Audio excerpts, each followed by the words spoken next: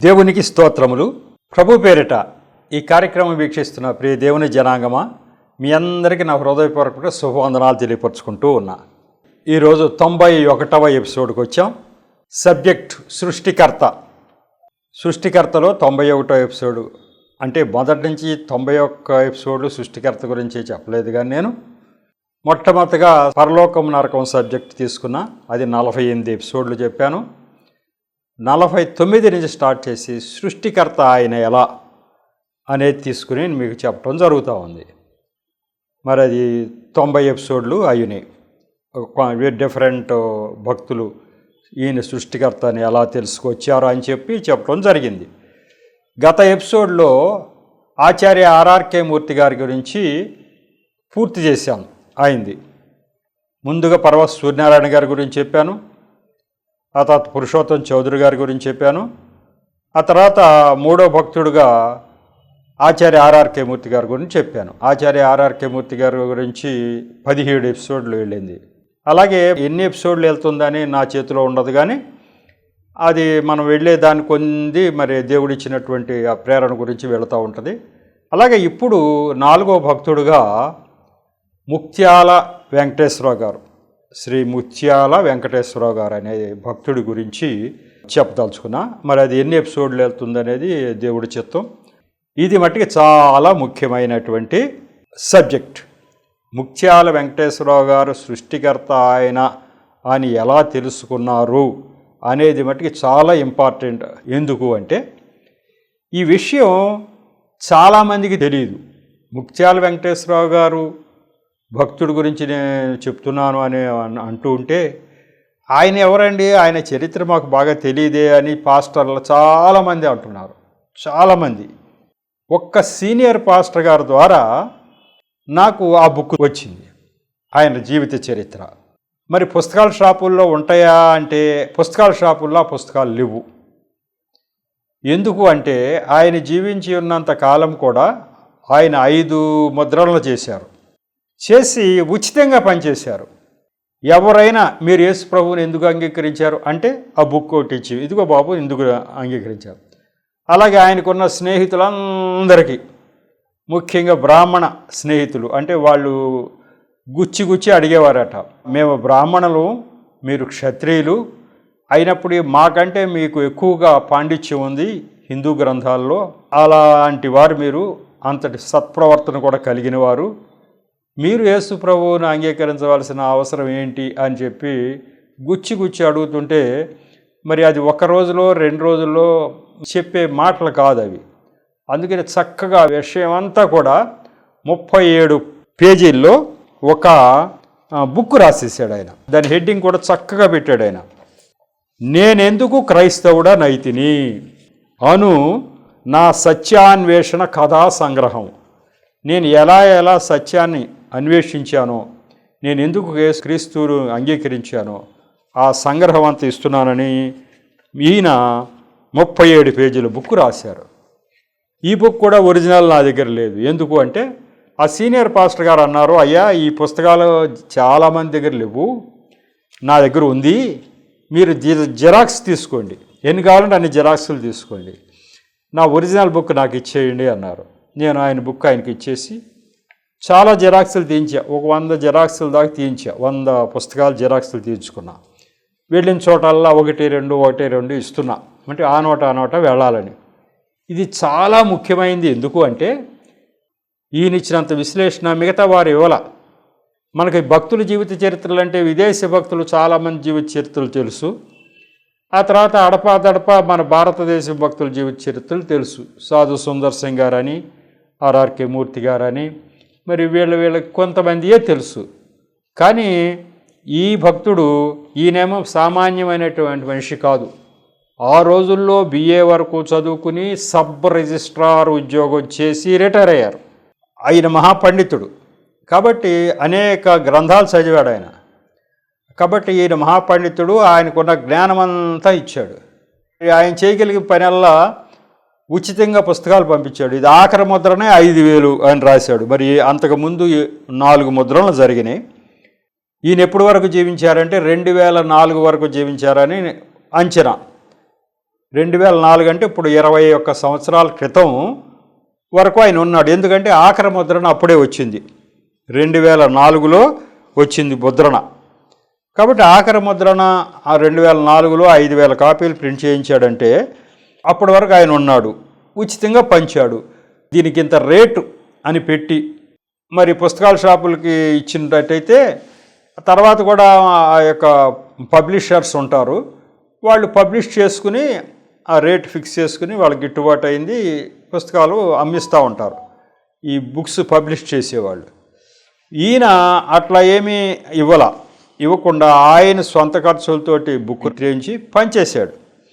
కాబట్టి ఈ బుక్స్ ఎప్పుడు ఇది రాసింది 1971, 50 సంవత్సరాల క్రితం రాశాడు. ఆయన అప్పుడే రిటైర్ అయ్యాడట సబ్ రిజిస్ట్రార్గా 50 సంవత్సరాల క్రితం. అంటే మనకి సమకాలీనుడి కిందే లెక్క. ఆర్ఆర్కే మూర్తి గారి కంటే ఒక 15-20 సంవత్సరాలు ముందు పుట్టిన ఈయన మన వరకు 2004 వరకు ఉన్నాడు, 20 సంవత్సరాల క్రితం వరకు ఉన్నాడు. అంటే ఇప్పుడు తరంలో మనిషే ఈయన. మరి ఈయన గురించి మరి ఎందుకు అందరికీ తెలియలేదు అని అంటే, ఆయన దేవుడు నాకు ఏదో ఈ కార్యం చేశాడు ఆ కార్యం చేశాడు అని చెప్పే సాక్ష్యం కాదు ఇది. అసలు ఏ కార్యము దేవుడు చేయలే ఆయన ప్రభువు నమ్మే ముందుకి. అన్ని గ్రంథాలు చదివాడు, ఏ దేవుడు కరెక్ట్ అని చూసుకున్నాడు, ఈ దేవుడు కరెక్ట్ అని వచ్చేసాడు. ధర్మిలా ఉద్యోగం చేస్తూ ఉన్నాడు. ఉద్యోగం చేస్తూ ఉంటే ఏదో ఒక చిన్న ఇబ్బంది వచ్చింది. అందరిలాగానే ఆయన ప్రార్థన చేసుకున్నాడు, ఆ ఇబ్బంది గట్టెక్కారు. కానీ ఈ ఇబ్బంది గట్టెక్కటం వల్ల కానీ ఇబ్బంది రావటం వల్ల కానీ ఈయన యేసు ప్రభువుని అంగీకరించాల. అది ఎప్పుడో ధర్మిల ఈ ప్రభువుని నమ్మిన తర్వాత కొంతకాలానికి జరిగింది ఆ ఒక్కటే. ఇక అది మినహా యేసు ప్రభు వారు గొప్ప కార్యాలు ఆయనకి చేసినాయి అంటూ ఏమీ లేవు. అందుకే ఆయన ఏం చెప్పాడంటే, యేసు ప్రభు వారు నాకు జ్ఞాన నేత్రం తెలిసాడు. ఇప్పుడు నాకు ఇవన్నీ అర్థం చేసుకునే శక్తి వచ్చిందంటే ఎట్లా వచ్చింది? ఉన్న దేవుడు ఒక ఆయనే, సృష్టికర్త ఆయన ఇవ్వకపోతే నాకు ఎట్లా వచ్చింది? కాబట్టి ఈ జ్ఞానం అంతా ఆయన ఇచ్చాడు, అది చాలు నాకు అన్నాడు.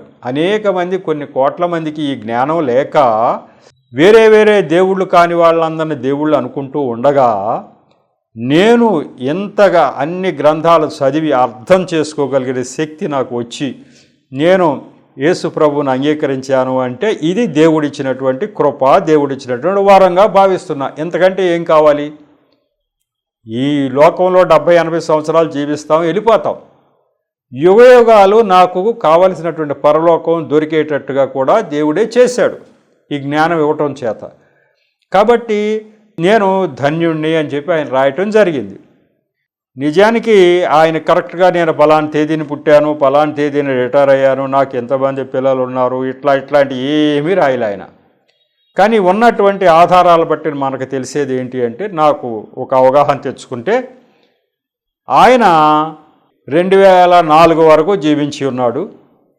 రిటైర్ అయింది 1970 ఆ ప్రాంతంలో రిటైర్ అయ్యాడు.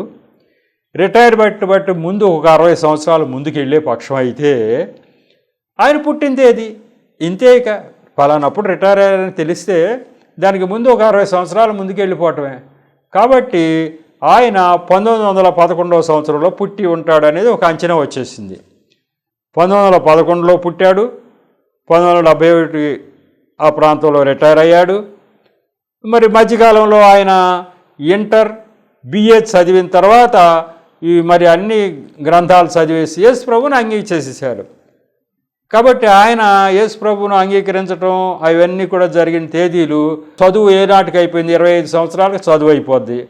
అంతే 25-30 సంవత్సరాల మధ్యలోనే ఆయన ప్రభువును అంగీకరించాడు. అంగీకరించిన తర్వాత ఆ జీవితం అంతా కూడా దేవుడు ధ్యానంలో ఉద్యోగం చేసుకుంటూ జీవించాడు. ఉద్యోగం అయిపోయింది, ఈయన పొందిన జ్ఞానం మొత్తం అంతా మనకు పనిచేశాడు. రిటైర్ అయిన తర్వాత ఆయన చరిత్ర అలా జరిగింది. కాబట్టి ఇప్పుడు ఈ పుస్తకాలు ఇంకెక్కడా పుస్తకాల షాపులో దొరకవు. కాబట్టి ఇదేదో నేను ఒకరి దగ్గర సంపాదించి నేను గ్రహించాను కాబట్టి ఇది నేను చెప్తున్నాను అంటే అర్థం మీరు దీన్ని మిస్ కావటానికి వీల్లేదు, మళ్ళీ మీకు చెప్పేవాళ్ళు లేరు. ఒక పుస్తకాల షాప్కి వెళ్ళి కొనుక్కుందామా అంటే లేదు. పోనీ ఏ పాస్టర్ గారి దగ్గరైనా తెలుసా అంటే ఏ పాస్టర్ గారికి సరిగా తెలియదు ఈ చరిత్ర అంతా. ఎవరి దగ్గర కూడా ఈ పుస్తకాలు లేవు. ఎక్కడో ఆడపా ఎవరి దగ్గర కొంతమంది దగ్గర నాకు తెలిసినంత ఒక్క పాస్టర్ గారే నాకు ఇది ఉందని ఇచ్చాడు. మిగతా వాళ్ళు ఎవరు కూడా మా దగ్గర ఇటువంటి సమాచారం లేదు అన్నారు. దీన్ని బట్టి అర్థమైంది ఏంటంటే మరి ఈయన రాజమండ్రి కాకినాడ కాబట్టి ఆ పరిసర ప్రాంతాల్లో ఈ బుక్స్ ఉండి ఉండవచ్చు ఆ పాస్టర్ల దగ్గర. నేను కృష్ణా గుంటూరు ఈ జిల్లాల్లో ఉన్న పాస్టర్లను అడిగితే వీళ్ళ దాకా పెద్దగా తెలియదు. కాబట్టి ఈ బుక్స్ అనేవి మీకు దొరకవు. బుక్స్ దొరకాలంటే మళ్ళీ ఏ పుణ్యాత్ముడో ఏ ధర్మాత్ముడో ఈ బుక్ను మళ్ళీ ప్రింట్ చేయించాలి. మరి వాళ్ళ వారసులు ఎవరన్నా ఉంటే వాళ్ళు చెయ్యాలి. కానీ వాళ్ళ నా సంతానం ఇది అని కానీ నా వారసులు ఇది కానీ ఆయన ఏమీ రాయలే. కాబట్టి ఆయనకి సంతానం ఉందో లేదో కూడా మనకు తెలియదు. కాబట్టి ఆ చరిత్ర ఆయనతో అలా అయింది. ఆ చరిత్ర నా వరకు వచ్చింది. అది మీ దాకా కూడా ఇప్పుడు వస్తుంది. దీన్ని శ్రద్ధగా వినటం అనేది మీ పూచియే. దాన్ని సేవ్ చేసుకోవటం కానీ షేర్ చేయటం కానీ మీ పూచియే.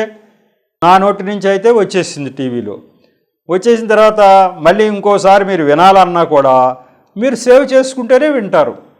యూట్యూబ్లో కూడా వచ్చేస్తుంది. ప్రతి శుక్రవారం నాడు నేను చెప్పిన మాటలు యూట్యూబ్లో కూడా వచ్చేస్తున్నాయి సెల్లో. దాన్ని మీరు సేవ్ చేసుకోవాలి. సేవ్ చేసుకుంటే మీరు ఎప్పుడు పడితే అప్పుడు మళ్ళీ వినవచ్చు.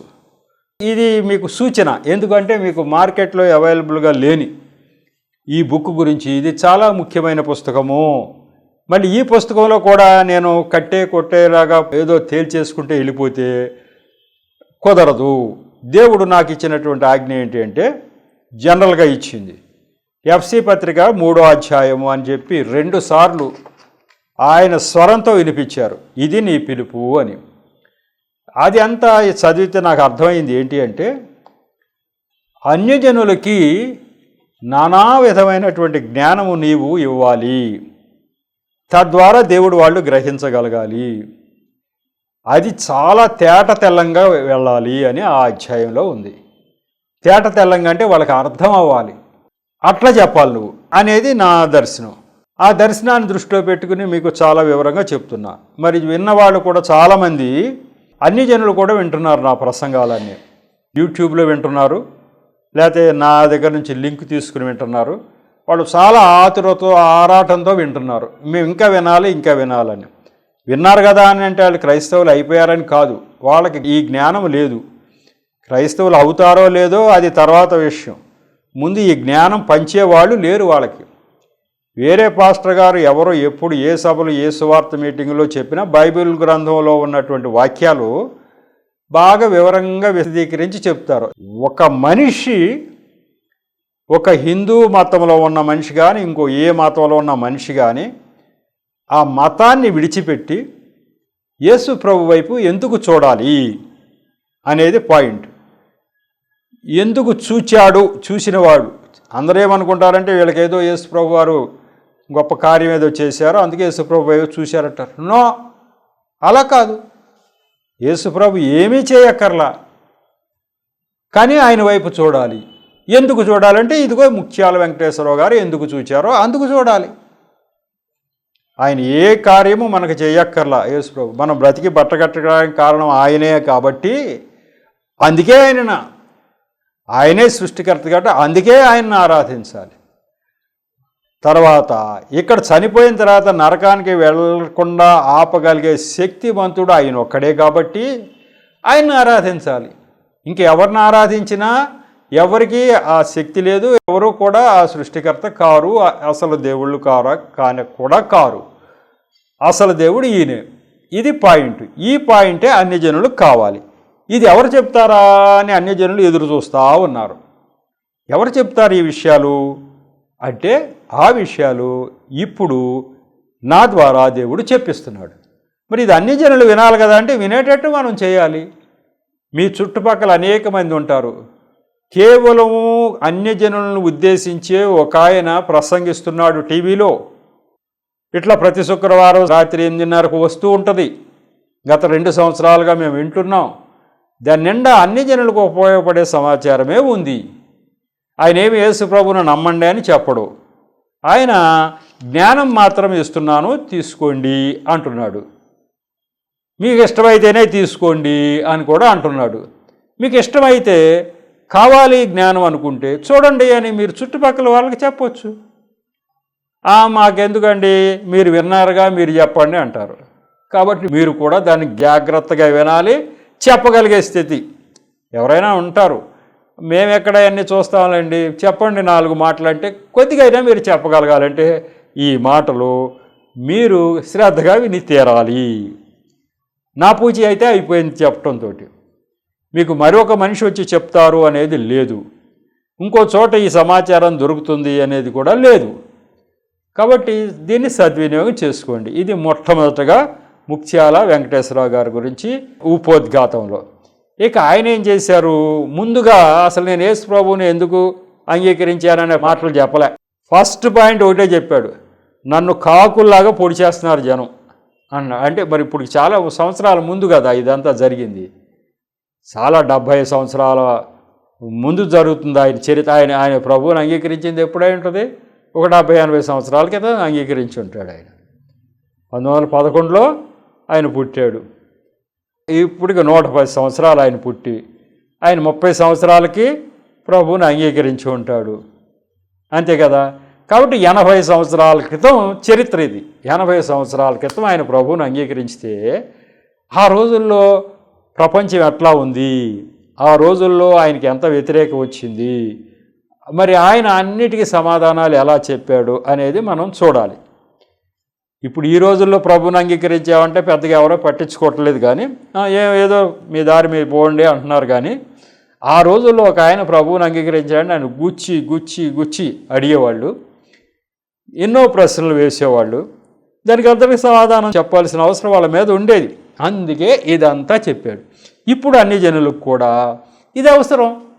ఈ విషయాలు మనకే తెలియకపోతే మనం చెప్పలేం. కాబట్టి ఆ విషయాలన్నీ మేము ముందుకు తీసుకొస్తూ ఉన్నా. ఆయన ఏం చేశారు, ముందుగా నేను ప్రధానంగా హిందూ మతమును విడనాడవలసినటువంటి కారణాలు ఇవి అన్నాడు. ఆయన హిందూ నిష్ఠాగరిష్ఠుడు, ఒక హిందువు, ఆ కుటుంబం ఆర్య క్షత్రియులట. వాళ్ళు క్షత్రియులు, మరి బాగా గ్రంథాల మీద పట్టున్నాయన ఆయన, ఆర్య క్షత్రియులు. సరే, ఆయన జీవిత చరిత్రలో వస్తుంది ఇదంతా. 200 సంవత్సరాల క్రితం మహారాష్ట్ర నుంచి వలస వచ్చి గోదావరి జిల్లాలో స్థిరపడిపోయి మరి కాకినాడలో స్థిరపడినట్టు ఆయన చెప్పాడు. విద్యాభ్యాసం అంతా కాకినాడలో జరిగింది, కాకినాడ రాజమండ్రిలో.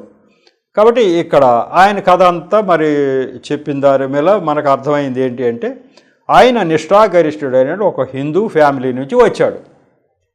ఈ చదువుకునే రోజులు జరిగిన సంఘటనలు ఇవన్నీ చూసిన తర్వాత అసలు దేవుడు ఎవరో ఆయన గ్రహించాడు. అందుకు ఆ యొక్క హిందూ మతాన్ని ఆయన విడనాడాడు. హిందూ మతాన్ని ఎందుకు విడనాడవలసి వచ్చిందో 16 పాయింట్లు చెప్పాడు ఆయన, చక్కని పాయింట్లు. ఇవి అందరికీ అవసరం, క్రైస్తవులకి తెలుసుకోవాలి, అలాగే వేరే వాళ్ళు కూడా హిందువులందరూ తెలుసుకోవాలి. ఒక హిందువు మన దగ్గర నుంచి వెళ్ళిపోట కారణాలు ఇవా, మరి మనం హిందువులం కదా, మనం కూడా ఏమైనా ఆలోచించాలా అని వాళ్ళు తెలుసుకోవటం కోసం ఈ 16 పాయింట్లు ఉపయోగపడతాయి. ఫైనల్గా చెప్పిందంటే, నేను యేసు ప్రభువుని ఎందుకు అంగీకరించానో చెప్తాను వినండి అని అవి ఒక 16 పాయింట్లు చెప్పాడు. అవి మనందరికీ తెలుస్తాయి. యేసు ప్రభు ఎందుకు అంగీకరించారా అంటే మనం అందరూ చెప్పగలం అన్నీ. ఆయన లోకరక్షకుడు, వచ్చేసాడు, ఇచ్చేసాడు, సృష్టికర్త, ఇట్లా మన అందరికీ తెలుసు. బైబిల్ నిండా ఉన్నాయన్నీ మనం వింటూ ఉంటాం.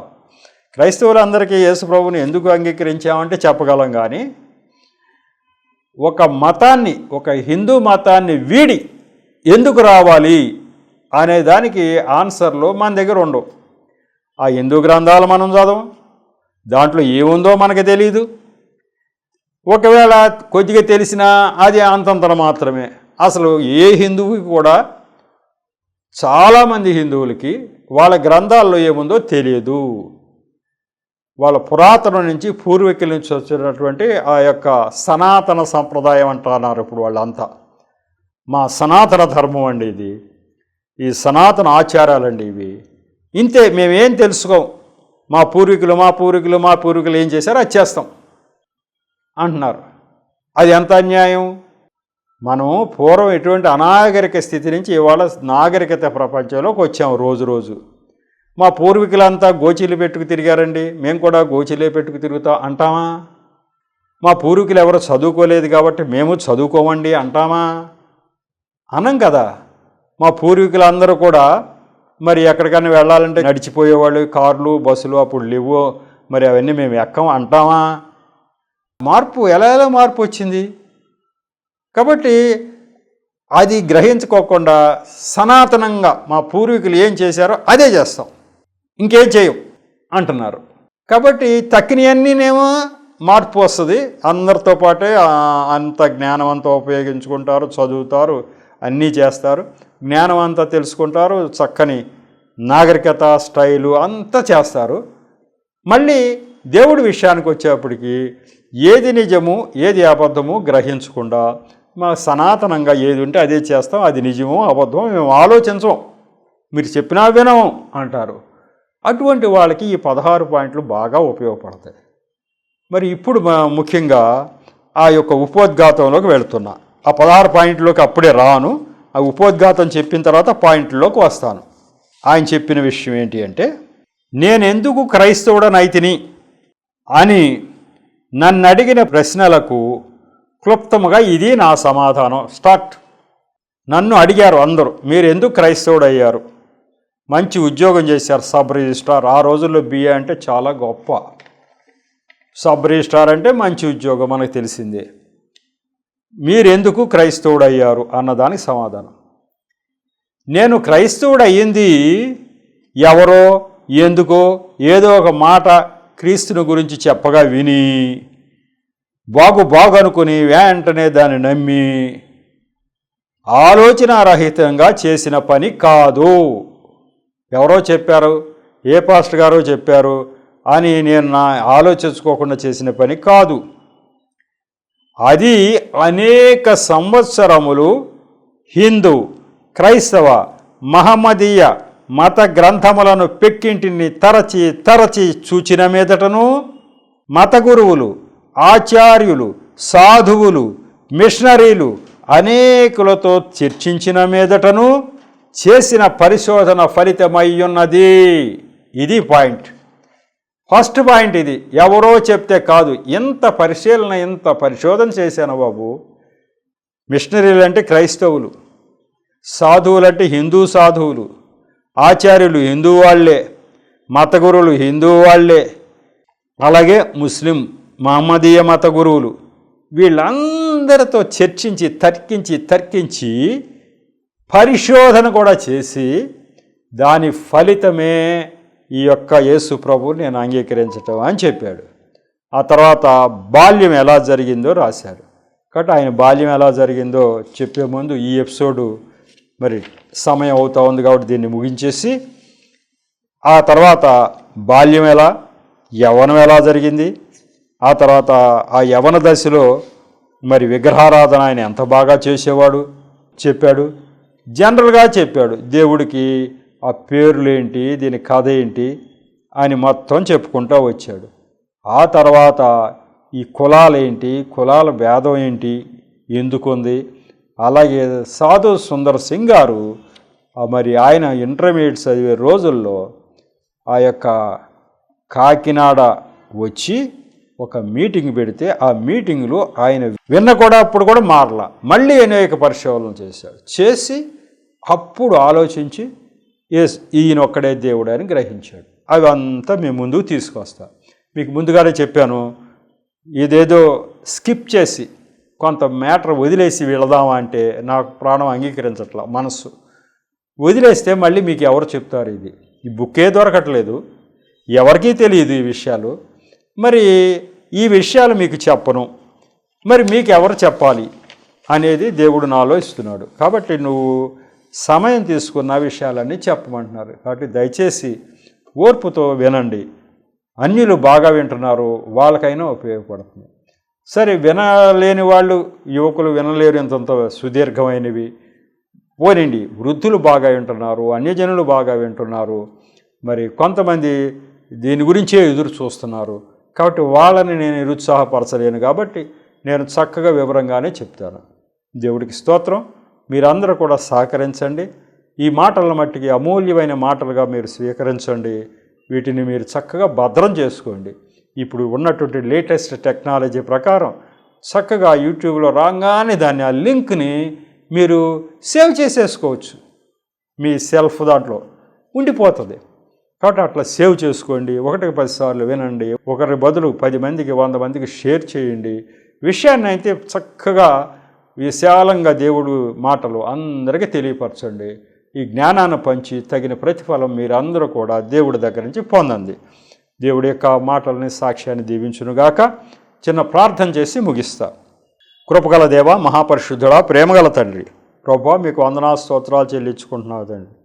ఈరోజు ఈ యొక్క 91వ ఎపిసోడ్ను కూడా తగిన నడిపింపు ఈ ప్రవచన టీవీ గుడివాడ ద్వారా మీరు నాకు ఇప్పించి నాతో మీరే మాట్లాడిపించినందుకు వందనాలు స్తోత్రాలు. అంతేకాకుండా వినే బిడ్డల హృదయాలు తెరిచి విషయాన్ని పూర్తిగా అర్థం చేసుకునే శక్తిని మీరు దయచేసినందుకు స్తోత్రాలు తండ్రి.